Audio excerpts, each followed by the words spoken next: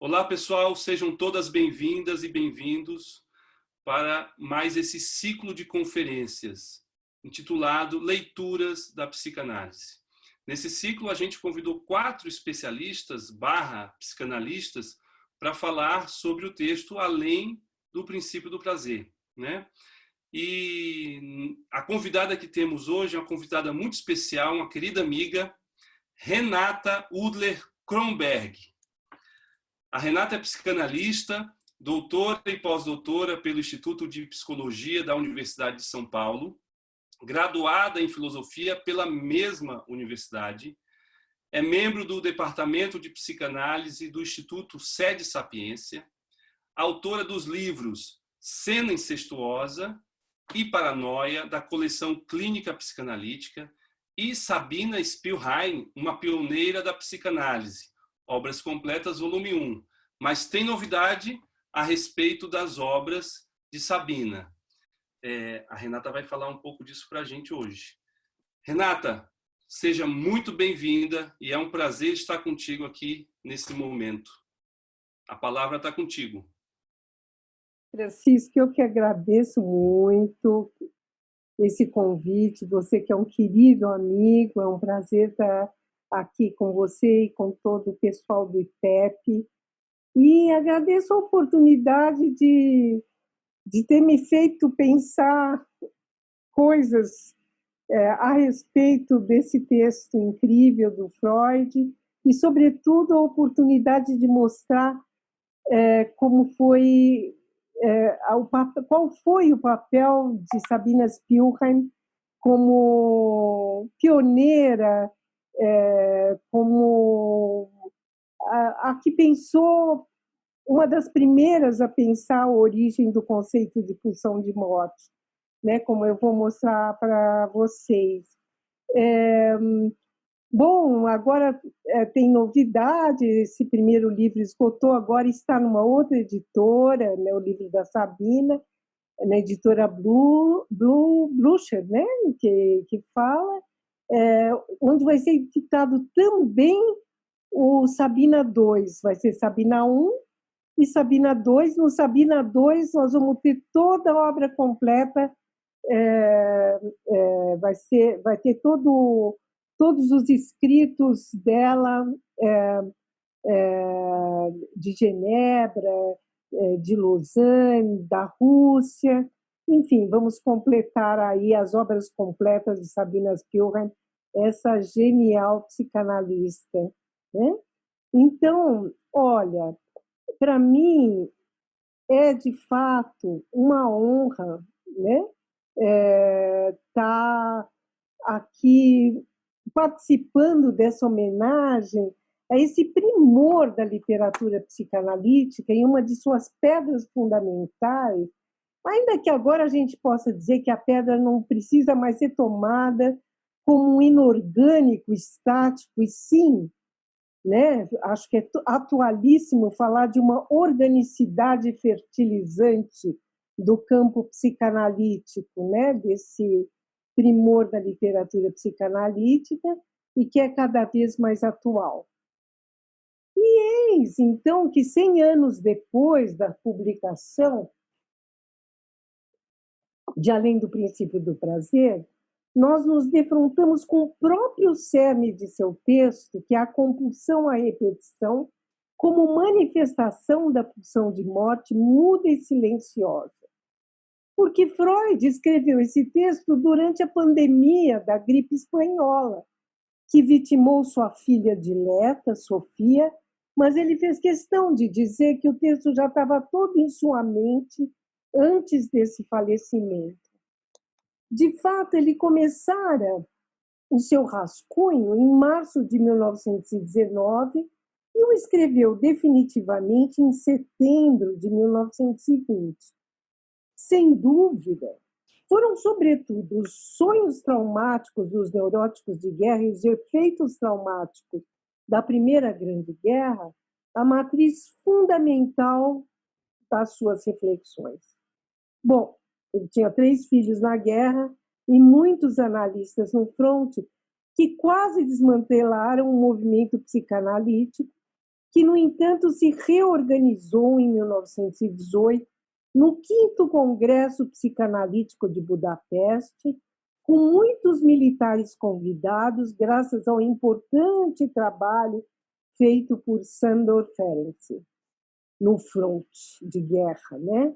Com os neuróticos de guerra, e a fecunda troca de correspondência entre Freud e Ferenczi, que resultou em 2 preciosidades que só foram redescobertas na década de 80 do século passado, que é o livro de Ferenczi, Thalassa, que quer dizer catástrofe, que era um manuscrito de 1915, que só foi publicado pela primeira vez em 1924, e um manuscrito inédito de 1915 de Freud sobre as neuroses de transferência, que foi escrito em 1915, mas, na verdade, só descoberto no meio da correspondência Freud-Ferenczi nos anos 80.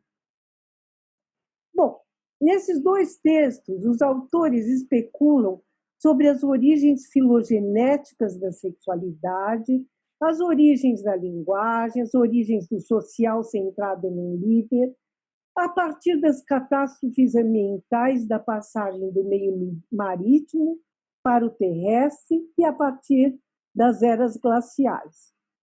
Do minúsculo ser marítimo originário ao aparecimento dos genitais no reino animal, da passagem do sexual paradisíaco para a sexualidade e a angústia, do mundo da renúncia pela luta de sobrevivência no meio hostil, que vão levar, então, à união em laços sociais, a escolha de um líder que vai conduzir esse social incipiente, nós vemos delinear-se o fundo filogenético da passagem da horda primitiva à sociedade pautada pela proibição do assassinato do pai primitivo e o estabelecimento do tabu do incesto, que Totem e Tabu, de 1913, já havia proposto como um mito primordial.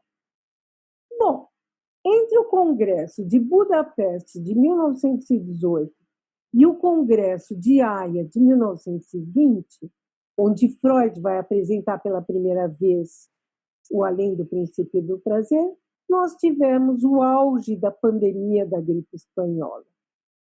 Estima-se que ela matou entre 17 milhões e 50 milhões. 500 milhões de pessoas foram infectadas em 2 anos, o equivalente a 36% da população mundial. A estimativa de mortos da Primeira Guerra Mundial é de 9 a 17 milhões. Essa indiscernibilidade entre o número de mortos entre essas 2 causas mortes é porque, na verdade, elas foram coladas uma na outra. A gripe espanhola teve sua origem pela contaminação por soldados americanos que estavam acampados no Kansas, né, nos Estados Unidos, né, na zoonose que veio dos porcos, e os soldados embarcaram para a Primeira Guerra, começando a pandemia. Só que as informações foram censuradas nos países de guerra e só apareceram pela primeira vez divulgadas pela Espanha, que não estava em guerra. Ela mudou o curso dos acontecimentos no final da guerra, uma vez que austríacos e alemães foram muito mais contaminados que ingleses e franceses. A gripe espanhola, que é chamada então a mãe das pandemias, mostrou outra característica que costuma marcar as grandes doenças: a negação. Vocês vão ver, bem diferente do que está acontecendo, só que não.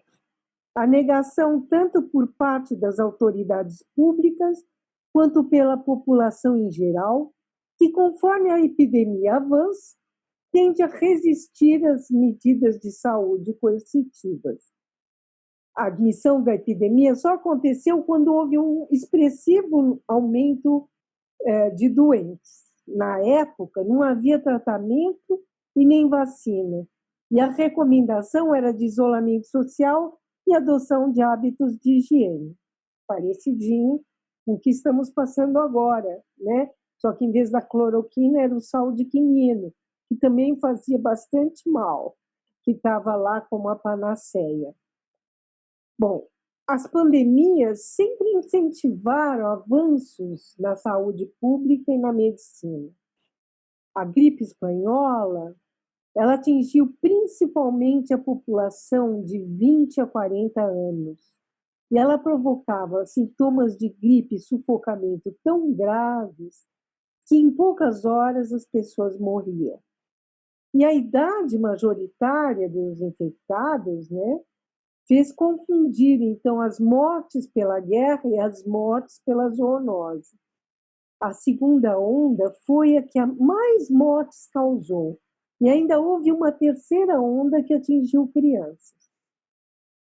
Bom, eu queria, então, deixar uma hipótese a ser investigada pelas pessoas que amam esse texto do Freud, além do princípio do prazer. Me ocorreu, e a isso agradeço ao Francisco a oportunidade de me fazer colocar esse pensamento adiante aí através dessa conversa com vocês, né? A minha hipótese é de que a marca da linguagem biológica do texto do Freud, especulativo, né? Esse texto que é uma virada teórica e que vai propor uma nova dualidade pulsional para a teoria psicanalítica, pulsão de vida e pulsão de morte, eros e thanatos, foi influenciada pela pandemia, que foi um acontecimento biológico mudo, invisível e mortífero, como a gente está vendo, né? Essa partícula muda, invisível e mortífera.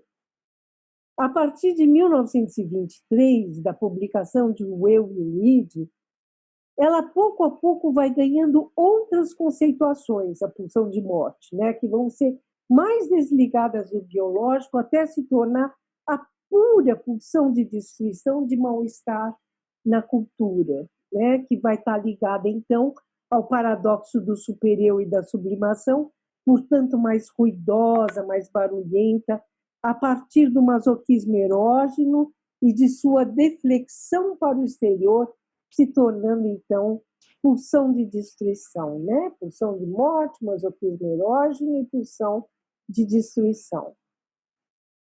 Bom, a memória das pandemias não é tão presente quanto a da política, das revoluções e das guerras nos livros escolares, mas seus efeitos se comparam aos principais eventos da história. Os efeitos da pandemia da gripe espanhola se tornaram difusos e coisa do passado, tamanha a destrutividade presente no século XX. Com a Segunda Guerra, os campos de concentração, as bombas nucleares, o terrorismo e, finalmente, a destruição do ecossistema pelo aquecimento global, provocado pela destruição do habitat natural, não só da espécie humana, mas de todos os seres vivos. Até que surge a pandemia pelo Covid-19, a quebrar todos os sonhos de invulnerabilidade e mortalidade e expor o desamparo e a mortalidade, além da exposição da chaga da brutal desigualdade social mundial.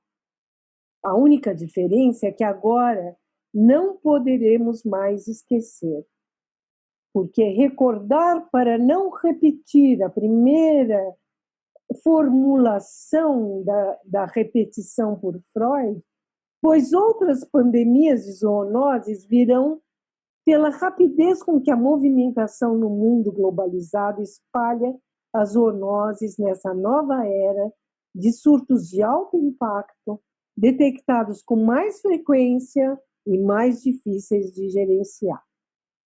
Mas vamos fazer uma coisa, agora vamos voltar para 1920, quando aconteceu o 6º Congresso de Psicanálise de Haia, que foi realizado pela Sociedade Psicanalítica Holandesa, que assumiu a tarefa de sediá-lo, porque se decidiu que ele deveria ser realizado em um local que havia permanecido neutro durante a guerra. ela preparou uma acolhida calorosa para a maioria dos analistas que ainda estavam sofrendo materialmente com as consequências da guerra devastadora e também da pandemia. Reuniram fundos para ajudar com os custos da viagem daqueles que não tinham recursos e queriam comer bem pela primeira vez após a guerra.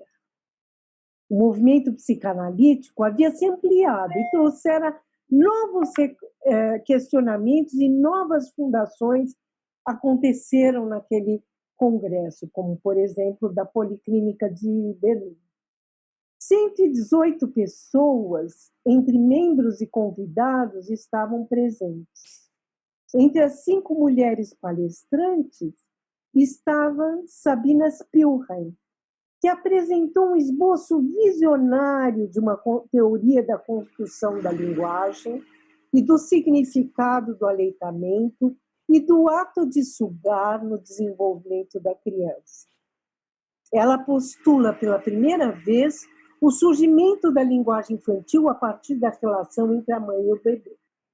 Do congresso, Sabina iria para Genebra, onde no Instituto Rousseau participou da maior revolução na educação promovida pelos trabalhos e pesquisas que transformou aquilo que era educação antes da Primeira Guerra, armamentista, guerreira, né, em educação pacifista, influenciando toda a educação do mundo no século XX com seu projeto de escola nova. Spielheim elaborou em 3 artigos uma visão inédita da psicanálise relacionada com a linguística, sendo a pioneira num campo que 3 décadas depois seria desenvolvido por Jacques Lacan. E é esses artigos que vão sair, entre outros dela, no volume 2, né, que sairá em breve, né? E para nós essa é uma questão que me faz pensar também que nós também estamos à beira de uma nova revolução na educação que a gente não sabe muito bem ainda como vai ser, mas que a pandemia já começa a dar toda a problemática da educação das crianças na pandemia da Covid-19 já começa a fazer ecos com essa revolução na educação 100 anos atrás, né? Bom, nesse congresso, Freud vai palestrar, então, além do princípio do prazer, onde a famosa brincadeira de seu neto com carretel vai ser um dos exemplos príncipes da repetição do desprazeroso, esse afastamento da mãe ritmado com seu retorno. Mas será no texto que ele escreverá a partir dessa palestra que ele vai colocar na nota de rodapé da parte 6 o reconhecimento de Sabina Spielheim como antecipadora de boa parte das especulações que oferece em seu texto sobre a pulsão de morte, os componentes destrutivos da sexualidade e a possibilidade do masoquismo originário, né? Masoquismo originário que ele vai chamar de masoquismo erógeno, mas que Sabina chama de masoquismo originário. Assim, esse conceito não era um conceito absolutamente novo para Freud. E além de em Sabina Spielheim haver aparecido em 1911, o texto dela foi publicado em 1912, daqui a pouco vou falar disso, né? A partir de 1912, ele aparece também em Ferenc, em Steckel, em Jung, em Abraham, e nos primórdios da concepção freudiana, naquilo que depois se conheceria a partir dos anos 50 como projeto para uma psicologia para neurólogos, que era um esboço do Freud em 1895. O que talvez seja novo nesse texto do Freud é a formulação de uma possível ampla tendência de retorno ao inanimado presente no ser vivo e no humano. Mas Thales Absaber tem razão na introdução excelente da tradução do livro de Freud pela LPM, em 2012, o Além do Princípio do Prazer, ao escrever que esse é um daqueles textos que apontam um patamar limite da psicanálise a certa altura de seu desenvolvimento. Limites conceituais do pensamento de Freud, na época em que foram escritos trabalhos de tipo genético, nos quais a conceituação psicanalítica vai sendo gestada e ganha forma diante dos olhos do leitor, em vez de nos ser apresentada já pronta, limpa e ordenada. Esses textos limites trazem uma imagem intuitiva das forças internas e inconscientes, uma imagem da força da linguagem e da pesquisa civilizatória mais ampla que moviam o homem Freud. Tales nos diz que são textos inteligentes e belos. Bom, como vocês veem, eu estou aqui nessa primeira parte do que eu estou falando para vocês, falando das pistas do raiar desse conceito. Depois, na segunda parte, que eu vou entrar propriamente na Sabina Spielheim e a origem do conceito de pulsão de morte, fazendo um paralelo entre o Além do Princípio do Prazer e a destruição como origem do devir, que é o texto de 1912 de Spielheim, né? Bom, ainda então nessa parte das pistas, né? 9 anos antes de Freud, Sabina Spielheim, médica psiquiatra e psicanalista de origem russa, que viveu entre 1885 e 1942, havia apresentado um esboço de seu ensaio numa reunião da Sociedade Psicanalítica de Viena, como segunda mulher a fazer parte dessa sociedade, e essa apresentação seria publicada como um artigo no Jahrbuch, o anuário, né, que existia então de psicanálise e psiquiatria, em 1912, com esse nome, A Destruição como Origem do Devir, onde ela antecipa várias das ideias e toda a construção do texto, além do princípio do prazer, e não apenas nessa parte que Freud a inseriu no seu texto, que é a parte do sadismo e do masoquismo. Espero poder mostrar isso para vocês. Uma passagem do texto freudiano de 1920 permite fazer uma ponte com as condições de produção dos dois textos em relação às ideias de outros autores. Freud diz assim: chegamos a tais hipóteses especulativas em meio a um empenho de descrever os fatos da observação cotidiana em nosso campo e prestar contas sobre eles.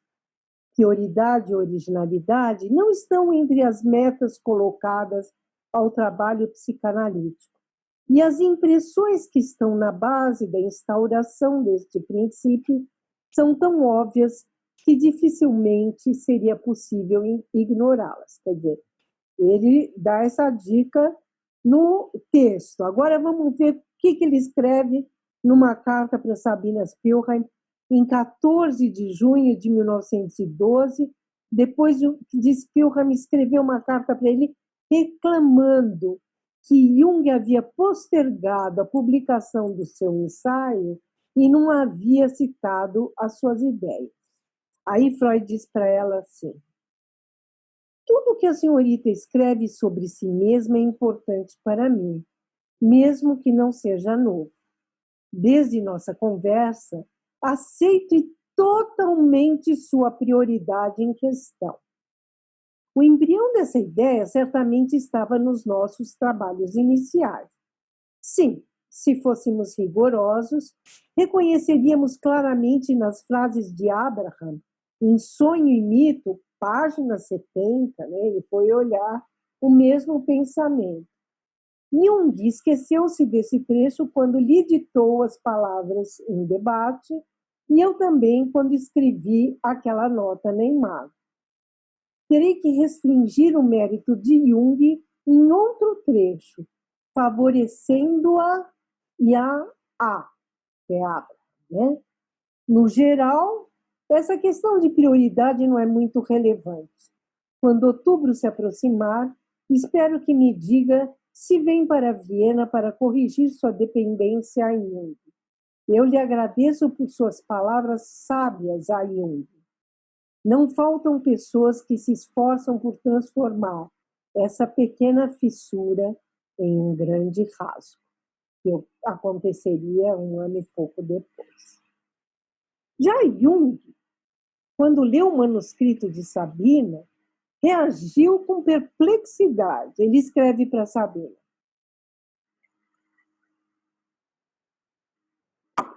é muito interessante, eu acho muito engraçada essa correspondência por várias razões. Espero que vocês curtam também. Estou surpreso com a abundância de excelentes pensamentos que antecipam muitas das minhas ideias. Aí ele, ficando feliz que outros vejam as coisas da mesma maneira que ele diz: tomara que o vovô Freud tenha a mesma alegria que eu tive com esse fruto de seu espírito. O vovô Freud. Com Freud, ele se expressa de uma maneira completamente diferente, citando Horácio. De forma que termina em horrível peixe, o que em cima é uma formosa mulher. E ainda diz para o Freud que o trabalho dela é profundamente marcado por complexo. Aqui vou fazer uma pequena observação.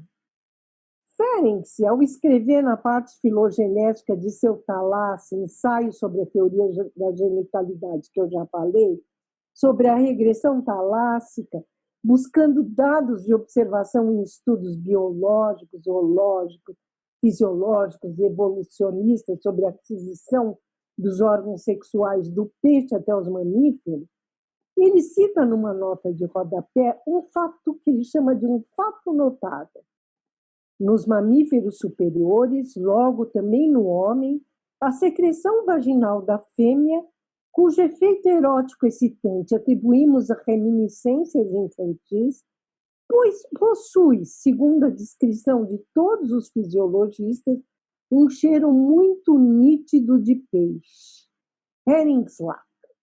Esse cheiro provém da mesma substância trimetilamina produzida pelo peixe ao apodrecer. Fecha aspas.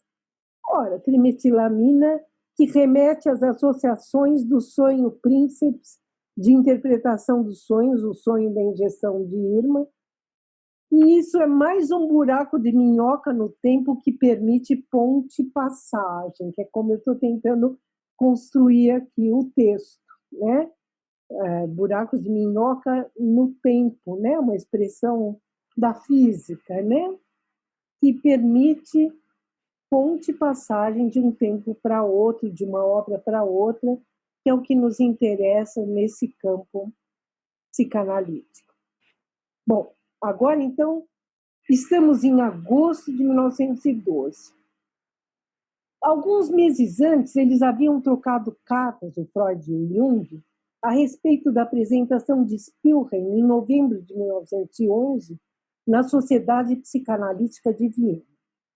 Freud escreve assim: Fräulein Spielheim leu um capítulo de seu ensaio ontem, entre parênteses. Quase escrevi seu e não dela.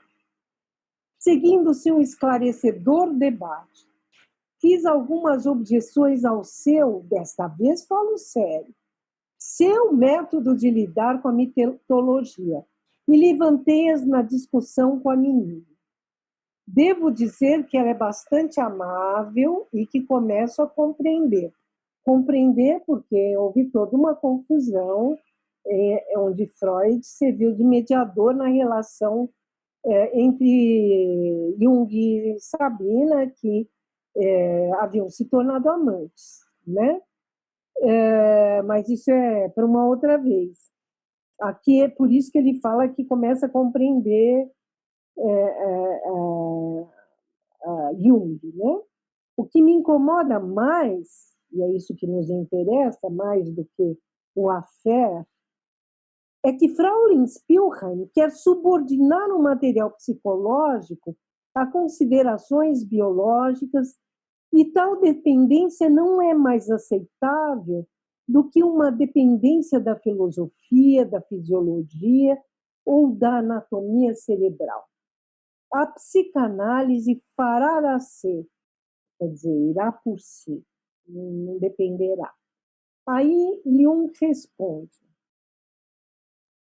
É interessante, né? A gente vai vendo como é difícil aceitar que uma mulher, uma jovem mulher, escreveu o que escreveu, né? Jung respondeu 11 dias depois. Na medida do possível, anotarei suas objeções ao meu método de tratar a mitologia. Ficaria grato por algumas observações detalhadas, de modo que eu pudesse levar em conta as suas críticas na segunda parte de Transformações e Símbolos da Libido, que será publicada com o artigo de Spielheim, que foi retardado 6 meses pelo Jung, porque as ideias eram próximas. Sei, é claro, que próximas nesse sentido da pulsão de morte, não no resto. Sei, é claro, que Spielheim opera demasiado com a biologia, mas não o aprendeu comigo. É próprio dela. Se alguma vez apresentei argumentos semelhantes, assim o fiz por falta de melhor. Sou inteiramente favorável a manter a psicanálise dentro de seus próprios limites, mas acho bom fazer incursões ocasionais por outros territórios e olhar o nosso objeto através de um par de óculos diferentes. Evidentemente, não sei onde foi Spielheim no seu novo artigo. Então, se há uma certa razão de dizer que a destruição como origem do devir antecipa a concepção freudiana de pulsão de morte quase ponto por ponto, temos que ter cuidado e não exagerar, pois isso não faria justiça nem ao gênio, nem ao rigor de Freud, e nem à sensibilidade e à inspiração criadora de Spielheim, ainda que ela possua as mesmas qualidades de rigor e radical inovação no campo psicanalítico da época e, na minha opinião, ainda um século depois. Bom, o primeiro trabalho de Spielheim, sua tese de psiquiatria, com o título de Sobre o conteúdo psicológico de um caso de esquizofrenia, foi um sucesso. E Freud se referia a esse trabalho de 1910 e publicado em 1911 como seu grandioso trabalho. Às vésperas de seu exame de tese, ela escreve em seu diário em 26 de novembro de 1910. O primeiro objetivo que quero atingir é que meu trabalho atual fique tão bem escrito que me garanta um lugar na sociedade de psicanálise. Ela conseguiu. Mais importante ainda para mim é o segundo trabalho, Über den Todesinstinkt, sobre o instinto de morte. E aqui preciso confessar que tenho muito medo de que meu amigo, o Jung, né, se aproprie desse pensamento ao qual ele queria fazer referência em seu trabalho em julho, com a menção de que a prioridade aqui é minha, de que ele tome para si, então, o desenvolvimento do pensamento, pois quer fazer menção já agora em janeiro. Será que essa é mais uma desconfiança infundada da minha parte? Eu gostaria que fosse, pois o segundo trabalho será dedicado ao meu muito reverenciado mestre. Como eu poderia referenciar uma pessoa que mente, que rouba minhas ideias, que não é um amigo, mas sim um rival mesquinhamente mais esperto? E amar? Sim, eu o amo. Meu trabalho está totalmente impregnado de amor. Eu o amo e o odeio, pois ele não é meu. Não posso lhe parecer uma boba estúpida. Não, elevada, orgulhosa e principalmente respeitada. Devo ser digna dele e a ideia que criei também precisa estar associada ao meu nome. Bom, Sabina Spielrein tem 25 anos quando escreve sua tese grandiosa e 26 anos quando escreve seu ensaio fundador, que é uma espécie de filho simbólico, um fruto de um intenso trabalho de simbolização e sublimação na liquidação de sua transferência amorosa e analítica a Jung. Bom, para finalizar, então, essa primeira parte das pistas, das raias do conceito de pulsão de morte, eu lembro que ele aparece também em Ferenczi. E, para mim, esse diálogo Ferenczi, Spielrein e Freud está cada vez mais presente. Em A Pulsão de Morte, no primeiro Ferenczi, Quietude, Regressão e os Primórdios da Vida Psíquica, que foi escrito em 2019 por mim, por Eugênio Canesim Dalmolin e Nelson Ernesto Coelho Júnior, nós colocamos que o uso do termo pulsão de morte e sua aplicação conceitual antecederam, sim, um criativo esforço freudiano de apresentação e discussão empreendido em 1919, 1920. Né? Bom, já falei um pouquinho disso, né? Mas alguns dos aspectos elaborados ou reelaborados por Freud ao pensar sobre a pulsão de morte como a condução à repetição, o papel da agressividade, da destrutividade, a fusão e a defusão pulsional, a ligação e o desligamento, a ideia de uma tendência que busca e impele ao zero tensional e a reavaliação da anterioridade e da passividade em relação à atividade, podem ser identificados na obra freudiana anterior a 1920, escrito por alguns psicanalistas ao redor. Bom, primeiro a Spielrein, como a gente está falando, né, que de alguma maneira mostra o papel central da pulsão de morte, biológica e psiquicamente, e da destrutividade nos processos mentais. Bom, Steckel, nesse mesmo ano, 1912, né, discutiu os sonhos que procuravam simbolizar a morte e afirmava que onde essa se revela também se manifesta a pulsão de vida.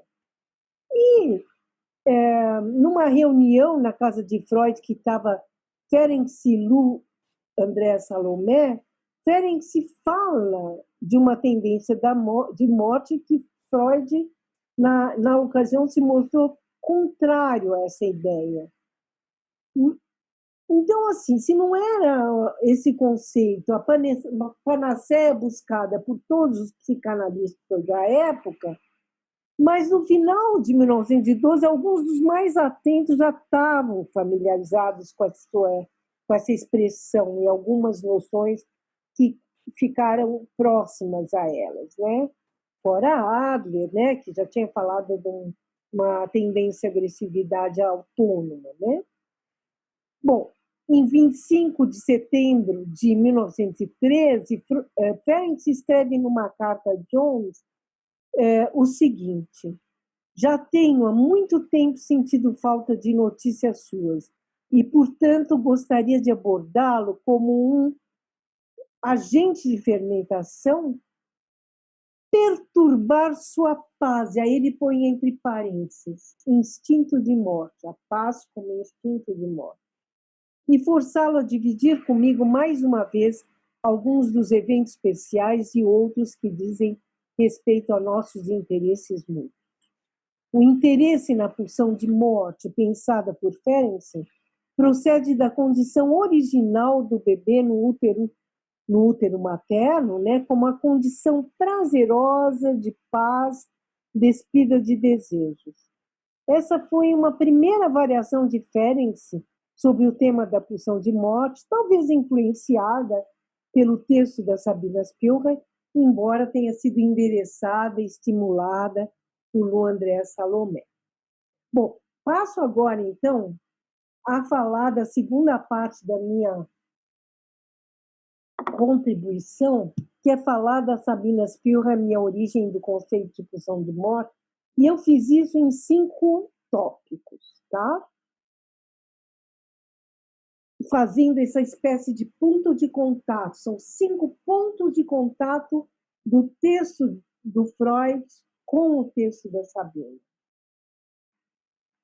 Ela começa, no texto A Destruição como Origem do Devir, a falar de fatos biológicos. Freud não queria que essa parte constasse do texto, como ele mostrou naquela carta, mas ele mesmo, 9 anos depois, iria lançar mão a contragosto da biologia para enunciar sua pulsão de morte, como fala em O Eu e o Id. Ele diz assim: diferentemente das hipóteses que desenvolvi além do princípio do prazer, especulativas e calcadas de empréstimos tomados da biologia, trata-se aqui de uma síntese de fatos realmente observados. Devo, contudo, admitir que, não obstante minha ambição de que essas novas formulações tenham um grande alcance, sei que, na verdade, não passam de aproximações precárias dos processos psíquicos, mas, enfim, é preciso saber conviver com essa limitação. Spielheim, no texto dela, usa a biologia afirmativamente, ela expõe constatações. Mas, para ela, o que interessa é pensar que o psiquismo não pode ficar livre dos efeitos daquilo que acontece com o organismo biológico. Ela dirá que é necessária a destruição individual das células sexuais masculinas e femininas para que uma nova vida possa emergir. Há, portanto, uma intenção criativa na destruição. Ela exemplifica isso, assim como Freud faz na parte 5 de Além do Princípio do Prazer, com formas simples de vida, ditas formas inferiores de vida, que por acaso se chamam os efêmeros. Para ela, o ciclo vida, reprodução, morte, se bem que de natureza biológica, tem repercussões psíquicas. Para criar o novo, há que destruir o antigo. E quando o antigo é o próprio organismo criador, horroriza, causa horror, mas é desejado. Há conflito. Nos organismos superiores, no homem, a cria contém o progenitor e depende dele para sobreviver e se desenvolver. Ao mesmo tempo que essa criação vai influenciar a vida do genitor.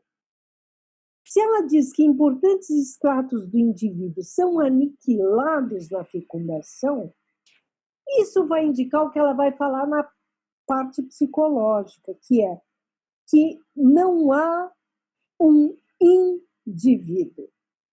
A pulsão sexual destrói a ilusão de um indivíduo. A morte é necessária para a criação da vida. O que impulsiona a transformação e a construção, a criação, né, diz ela, é a pulsão de destruição.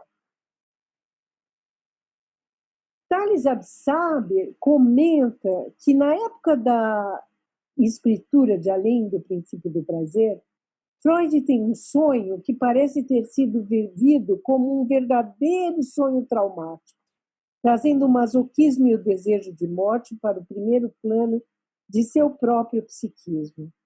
Esse sonho da indenização pela morte de seu filho na guerra e sua análise foram acrescentados posteriormente ao corpo da interpretação do sonho. Para ele, a teorização da pulsão de morte, portanto, também teve origem no trabalho de análise de sua própria vida inconsciente, né, do Freud, dos seus próprios sonhos.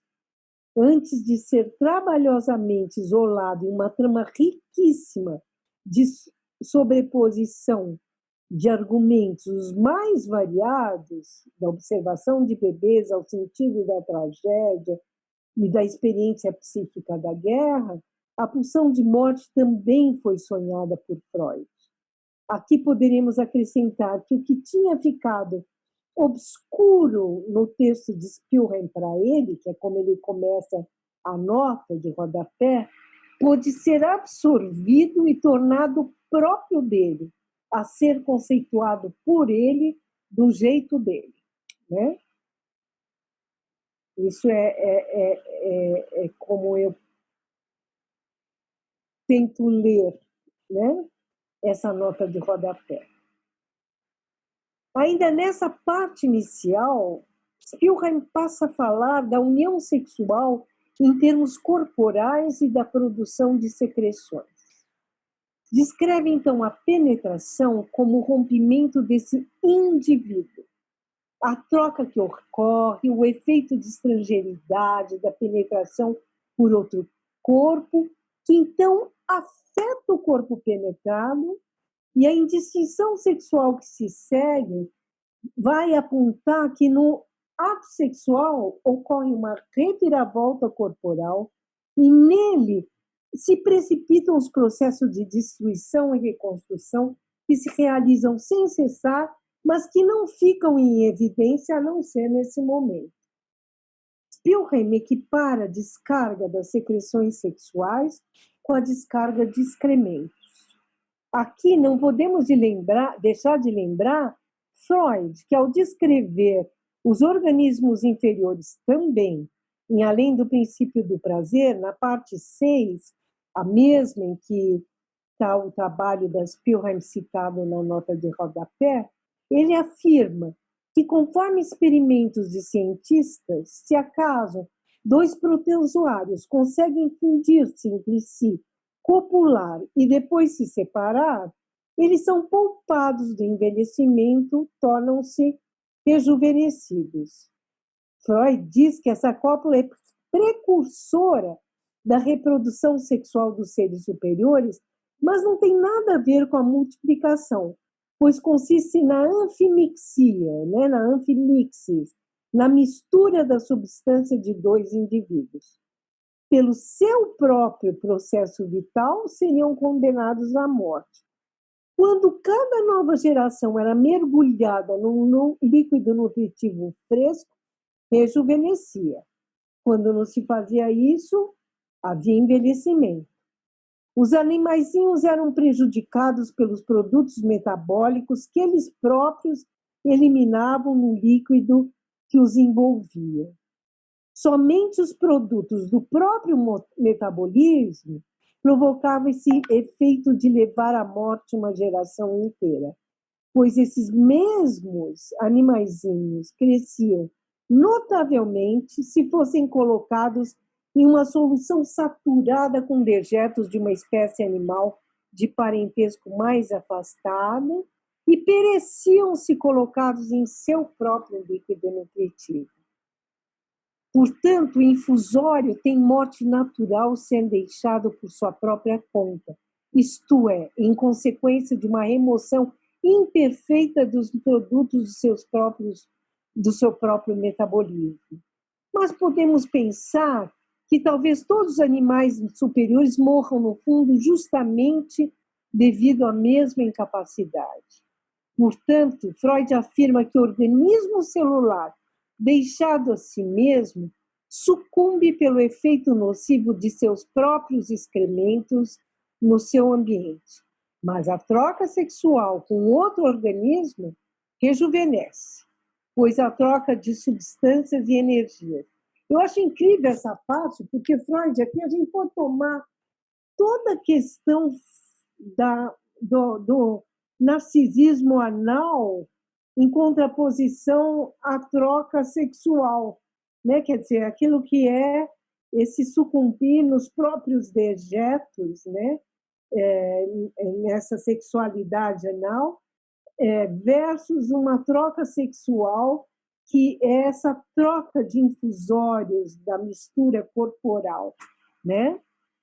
Bom, para Spielheim, a pulsão sexual ou de procriação destrói o sentir-se único indivíduo, eu já falei isso, vivo e estático no seu viver para sempre, que se mostra uma construção necessária, mas ilusória, esse indivíduo.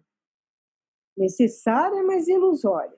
A pulsão sexual traz transformação corporal descarga sexual, saída de si mesmo, e isso não fica intacto para o psiquismo.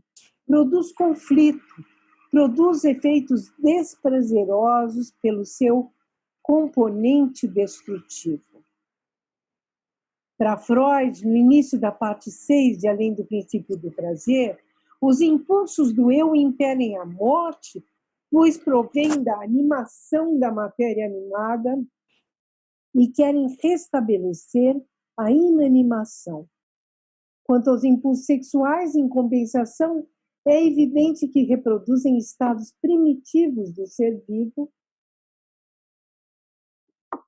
mas sua meta, almejada por todos os meios, é a fusão de duas células germinativas diferenciadas de determinada maneira.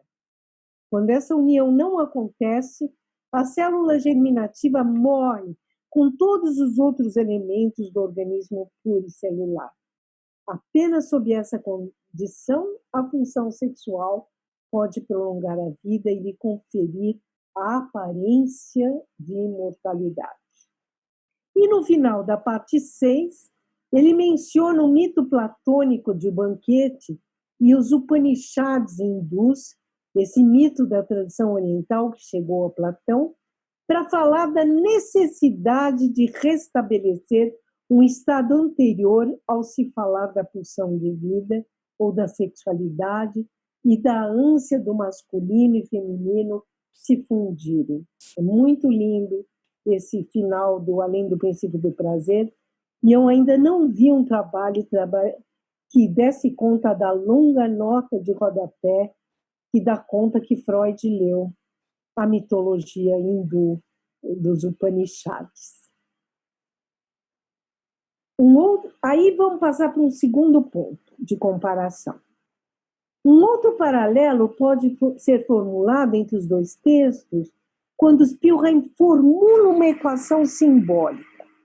Mar igual a mãe, igual estado de indiferenciação, igual a criação, igual a qualquer coisa de imutável, igual a inconsciente.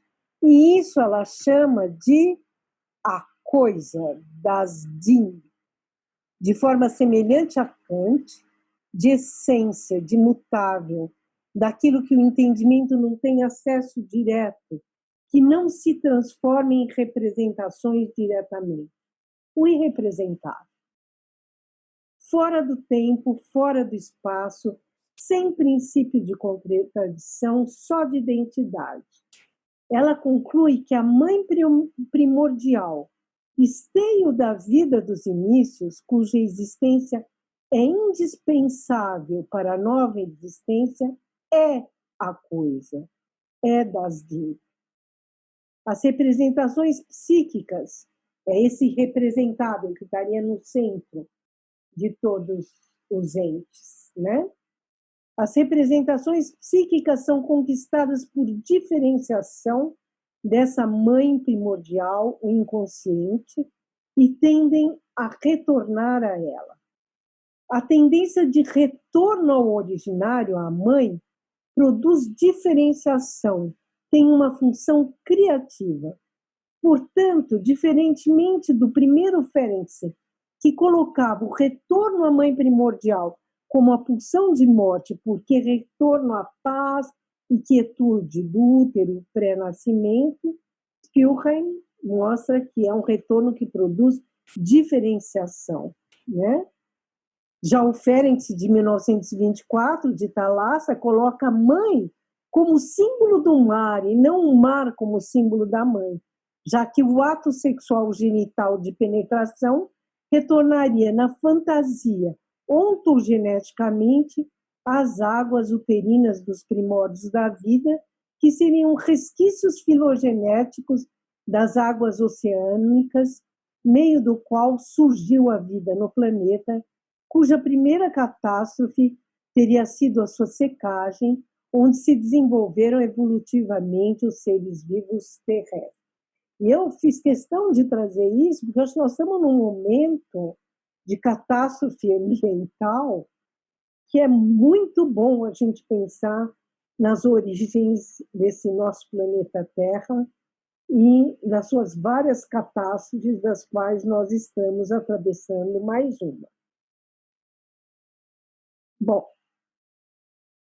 essa noção de tendência ao retorno em Spielheim parece fazer ressonância, então, com o conceito freudiano de compulsão à repetição, que é postulado com a própria manifestação da pulsão, como a própria manifestação da pulsão de morte, tal qual aparecem além do princípio do prazer.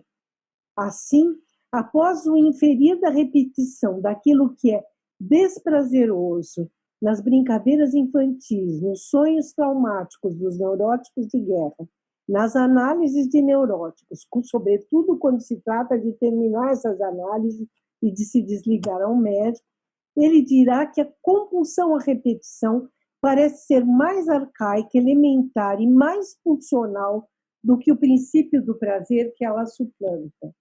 Ao dizer que o inanimado existe antes do vivo e de que o objetivo da vida é a morte, Freud cogitará que, em certo momento, as propriedades da vida devem ter sido despertadas da matéria inanimada por uma ação de forças que ainda nós nem conseguimos imaginar. Pode ter sido um processo semelhante àquele que posteriormente fez surgir em uma determinada camada de matéria viva o que denominamos consciência. A tensão que foi gerada na substância até então inanimada buscava por todos os meios distensionar-se e desmanchar-se, e assim nasceu a primeira pulsão a retornar ao estado inanimado. Portanto, diferentemente da formulação de Spielheim, em Freud o retorno produz morte, ao invés de criação e diferenciação, nessa primeira formulação que Freud fez da pulsão de morte. Bom, terceiro ponto. Mas é ao tratar do sofrimento masoquista que ela formula a sua questão principal, que é similar à questão de Freud de 1920, formulada em Além do Princípio do Prazer.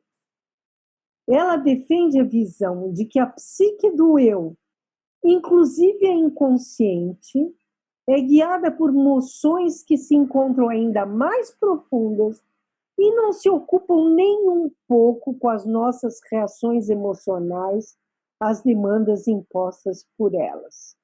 O prazer é simplesmente a reação afirmativa do eu a essas demandas originárias do âmago, e nós podemos ter prazer diretamente a partir do desprazer e prazer pela dor, a qual tomada em si mesma é fortemente carregada de desprazer, pois a dor corresponde a um prejuízo do indivíduo contra o qual o nosso instinto de autoconservação se opõe. Tudo isso é Spielheim, hein? 1912. Portanto, em nosso âmago, há algo que, por mais paradoxal que isso possa soar a priori, busca esse auto-prejuízo, uma vez que o eu reage a ele com prazer. O desejo do auto-prejuízo, o regozijo pela dor, é, no entanto, completamente incompreensível se considerarmos apenas a vida do eu, ao qual só quer ter prazer.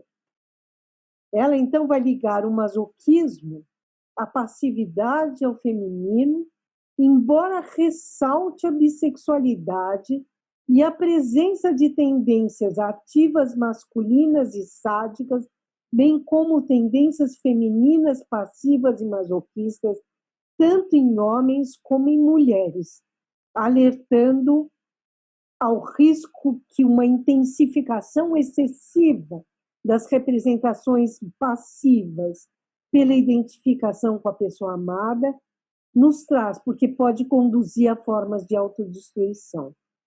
Em Freud, essas reflexões vão aparecer na parte 6 de Além do Princípio do Prazer, mas, sobretudo, no texto de 1924, O Problema Econômico do Masoquismo, onde ele fala dos 3 masoquismos, ou o erógeno, o masoquismo feminino, o masoquismo moral, onde masoquismo feminino está nesse sentido, tanto que ele cita exemplo do masoquismo feminino em homens, né?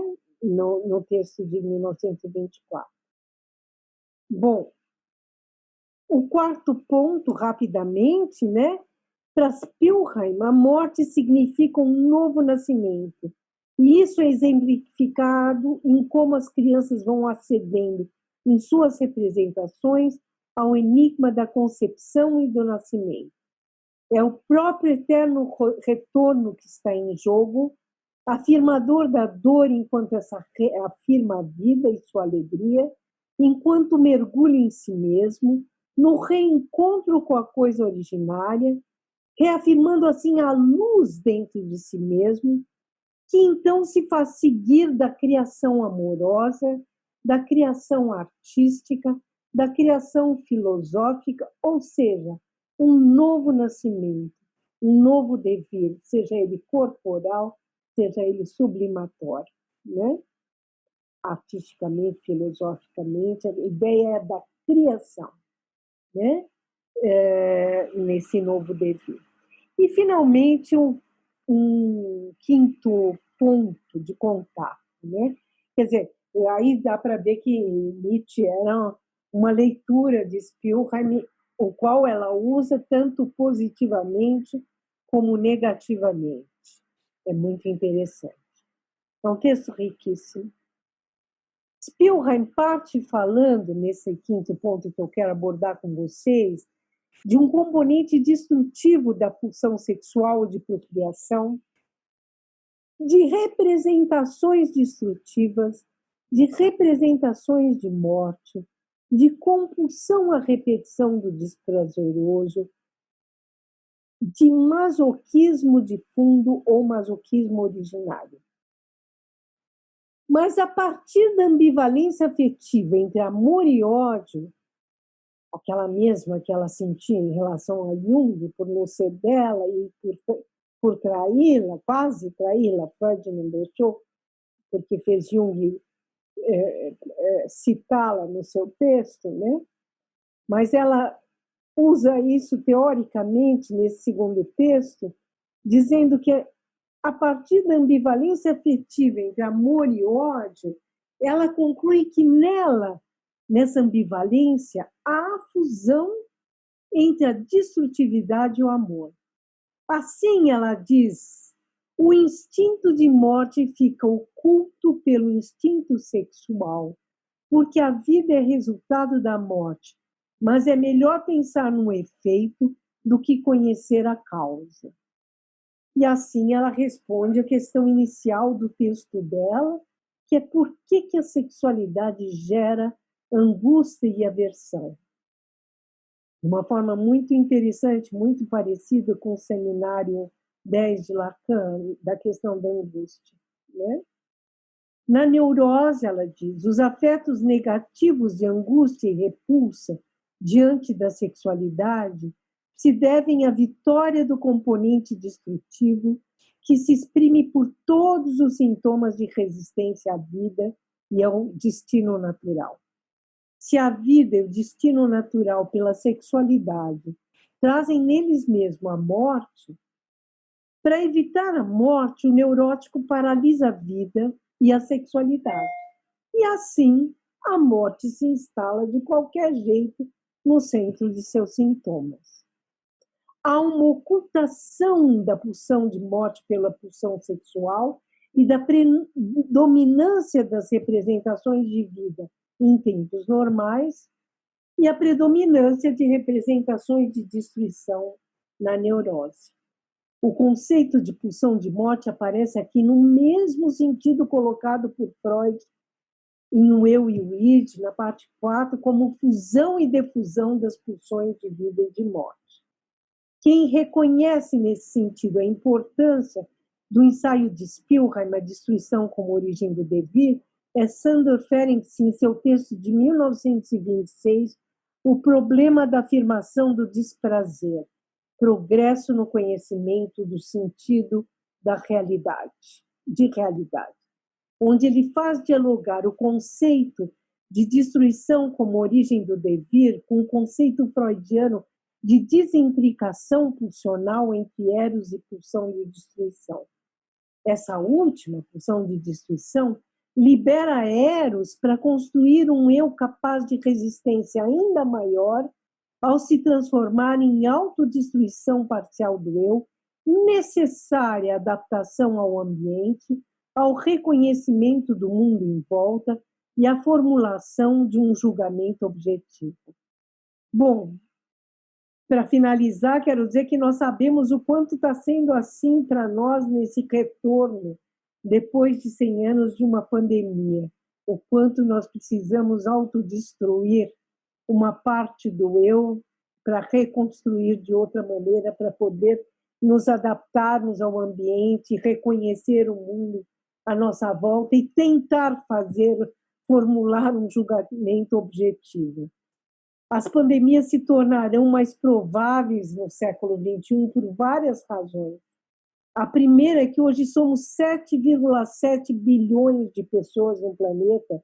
Em 1918, éramos 1,8 bilhões. Há mais pessoas que podem se infectar com novas doenças nas cidades grandes e povoadas. As pessoas se movimentam mais no século XXI. A globalização diminuiu as distâncias, aumentou o trânsito entre países e fortaleceu as trocas comerciais. As viagens aéreas mais ágeis e frequentes conseguem espalhar infecções pelo mundo num espaço de dias. Políticas culturais alimentícias para driblar a fome matam animais silvestres e desencadeiam uma sequência pandêmica. E o aumento das zoonoses é explicado pela ação predatória do meio ambiente que se intensificou nas últimas décadas. Atividades como o desmatamento, a caça, a pecuária e a mineração, e estamos todos com o coração doído com as imagens de fogo no Pantanal, na Amazônia e nos Estados Unidos, né, nesse momento. Então, todas essas atividades nos colocam em contato com animais selvagens e nos expõem a mais vírus e bactérias que eles podem carregar. Ainda que as zoonoses sempre tenham existido, o modo de vida do século XXI, ao autorizar uma intensa devastação ambiental, torna a humanidade responsável pela crise do coronavírus, resultado das decisões que tomamos e que decidimos fazer ao extrair cada vez mais recursos do meio ambiente. Conflitos, migrações e a mudança climática, os riscos de vazamento de patógenos de laboratório, incluindo até as possibilidades de bioterrorismo, e a resistência bacteriana a antibióticos podem agravar os perigos de uma pandemia nos tempos de hoje. A ciência está a par dos riscos que novas doenças representam hoje. A fim de superar ou antecipar esses perigos, pesquisadores trabalham há anos em projetos que rastreiam surtos incipientes, catalogam novos vírus e bactérias, tentando prevenir possíveis pandemias. Pois é no último parágrafo de Além do Princípio do Prazer que Freud escreve sobre as respostas que ele não conseguiu dar no ensaio e que é preciso ser paciente e aguardar por mais meios e ocasiões de pesquisas. Ele diz também estar preparado para abandonar um caminho seguido por certo tempo quando não parece conduzir a nada de bom.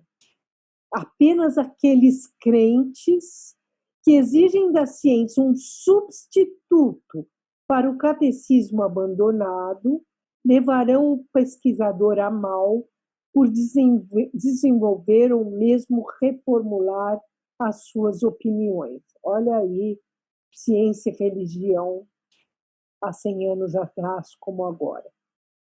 E evocando a literatura, diz que o poeta Al-Hariri, um poeta islâmico recompilado por Ruckert, um germanista, pode nos consolar pelos lentos progressos de nosso conhecimento científico. E Freud cita, então, o poema do Al-Hariri. O que não podemos alcançar voando, temos de fazer mancando. A Escritura diz que mancar não é pecado. Diz Wilhelm Freud, passando por Ferenc e outros, o conflito entre Eros e Thanatos alcançou sua formulação visionária para o século XX e XXI num texto incrível, O Mal-Estar da Cultura. 9 anos depois, além do princípio do prazer, é curioso essa simetria. 9 anos antes de Além do Princípio, ou A Destruição como Origem do Devir, 9 anos depois, Mal-Estar na Cultura. Esperamos, como no final desse livro, que se realize a esperança incerta de Freud de que Eros supere Thanatos nos tempos vindouros de novas comemorações centenárias da obra de Freud e que a destruição seja a origem de novos devires para o planeta Terra e para seus diversos e múltiplos habitantes vivos. Eu agradeço imensamente, né, a, a, a escuta de vocês, né, e espero que vocês possam tirar proveito desse texto que ficou um pouco longo, mas que foi o que me saiu nesses angustiantes tempos de intenso trabalho, de todas as formas que todos nós estamos passando, mas também convivendo democraticamente cada vez mais no campo psicanalítico, em diversos e múltiplos espaços, com muitas trocas, passado os primeiros tempos de estupor. Muito obrigada, Francisco, pela oportunidade. Eu que agradeço, Renata.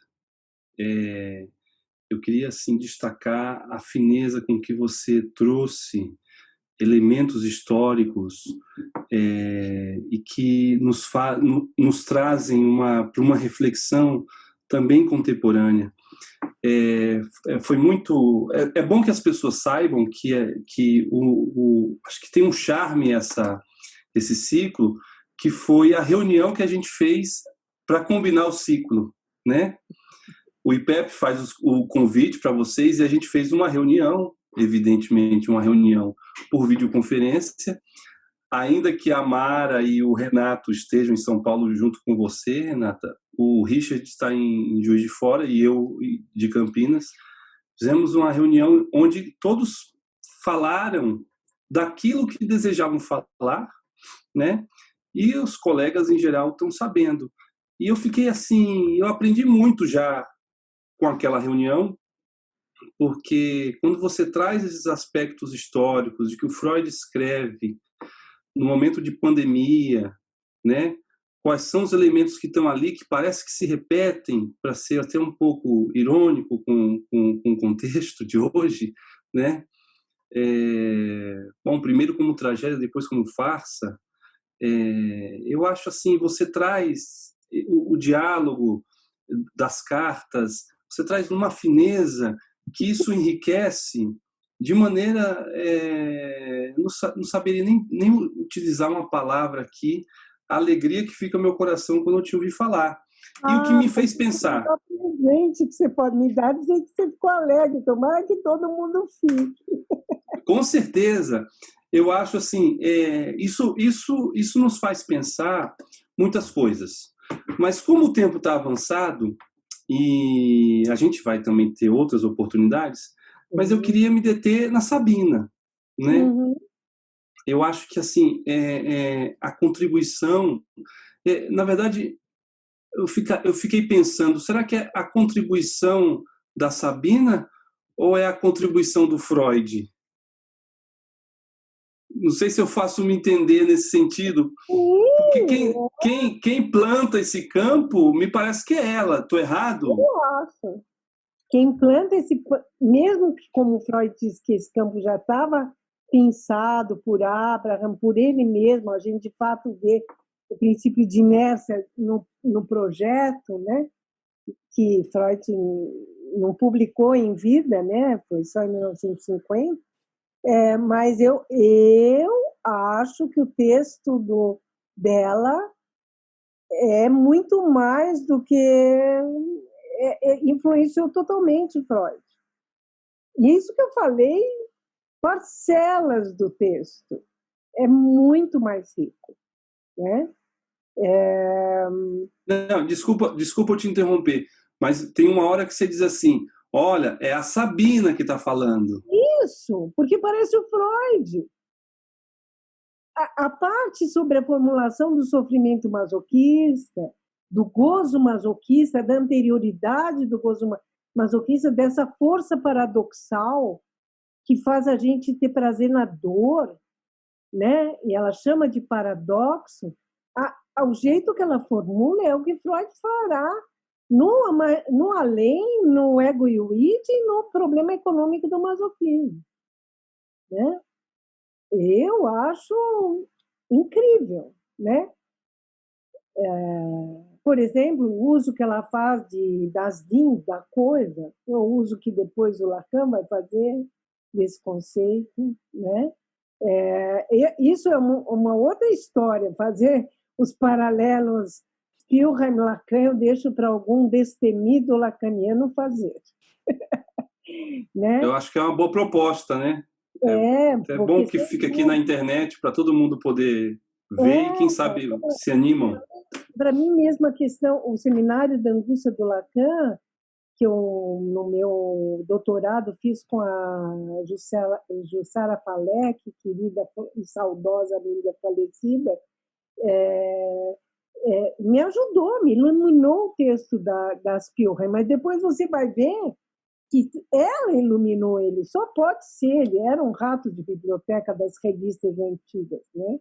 Fora que ela foi a fundadora da ligação psicanálise linguística, isso o volume 2 vai mostrar indiscutivelmente, né? Na medida que para nós, psicanalistas, as cartas, os documentos e os textos que são, digamos, os nossos fatos, né? As nossas provas, né?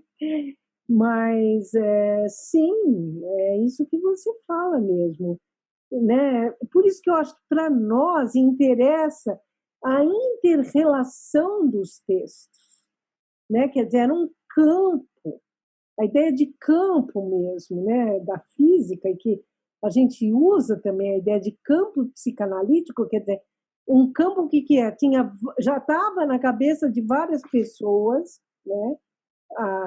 O germe, e de repente surgiu nela, por uma vivência insólita da vida dela, da relação dela analítica e amorosa com Jung, né, onde eles trocavam muito intelectualmente desde o início, só que ela fez o jeito dela e ela lutou bravamente por isso, e foi né, assim, e acho que cabe a nós fazer o que ela queria, que ficasse o nome dela como a pioneira do conceito, mas isso não quer dizer que o trabalho do conceito não seja o trabalho de Freud, Ferenc